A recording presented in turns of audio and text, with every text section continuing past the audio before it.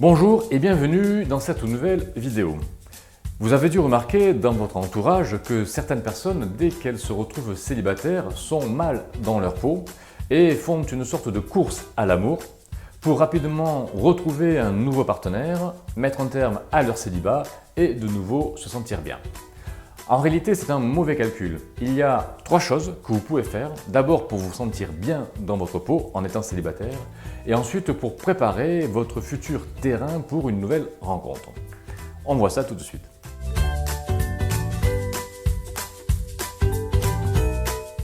Quand on est pressé de mettre un terme à son célibat, on finit rapidement par trouver une personne avec qui se mettre en couple.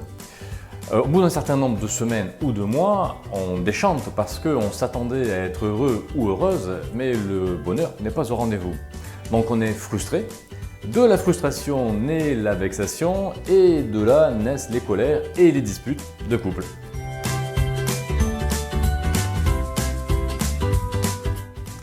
Il ne vous viendrait pas à l'idée de courir un marathon ou de vous lancer dans n'importe quelle autre compétition sportive sans vous être préparé, n'est-ce pas? Eh bien, la relation, c'est pareil. Comment se mettre en relation avec une nouvelle personne sans vous être préparé auparavant? Surtout si dans la relation précédente, ça n'a pas fonctionné parfaitement.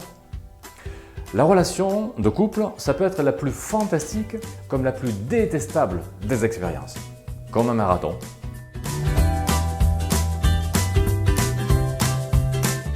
Ok, mais comment se préparer à la relation de couple, vous allez me dire? Eh bien, la réponse est très simple.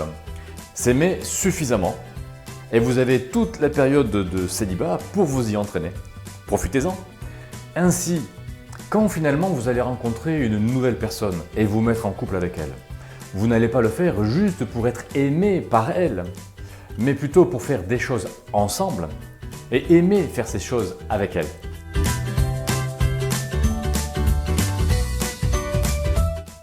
Il y a autour de vous des gens qui vous aiment déjà, c'est certain.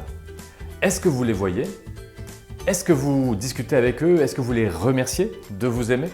Si vous ne les voyez pas encore, prenez le temps de les identifier, rencontrez-les et justement remerciez-les de vous aimer.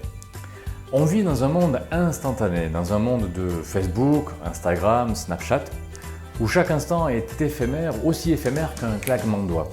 Et on oublie de voir en fait l'amour qui nous est donné. On voit les likes que nous recevons, mais on oublie de voir le vrai amour que nous recevons. Et en même temps, on oublie de dire aux gens que nous aimons combien nous les aimons. Donc, on passe à côté de l'essentiel. Car à part l'amour, qu'est-ce qu'il y a de vraiment important? À la fin de notre vie, on ne se souviendra pas du nombre de likes que nous avons reçus, mais plutôt des gens que nous avons aimés et qui nous auront aimés.